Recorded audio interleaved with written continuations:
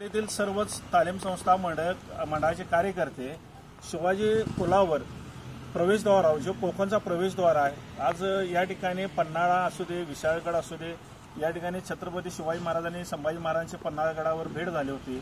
तसेच कोकणला जोडणारा रस्ता आणि ज्योतिबाला येणारे महाराष्ट्रातनं पर्यटक असतील, अंबाबाईला येणारे महाराष्ट्रातनं पर्यटक असतील, या ठिकाणचा मेन केंद्रबिंदू म्हणून प्रवेशद्वार म्हणून कोकणचा छत्रपती शिवाजी पुलाला बघितलं जातं आणि त्याच पुलावर आज महाराजांची मूर्ती नाही आहे। जनावरदवार पेठेतील सर्व नागरिकांची आमची पेठेची मागणी आहे की आश्वा रोड छत्रपती शिवाजी महाराजांची मूर्ती या ठिकाणी बसवली जावी। याच्यासाठी 20-25 वर्ष आम्ही ही मागणी करत आहोत, पण आतापर्यंत कोणीही लक्ष दिलं नव्हतं।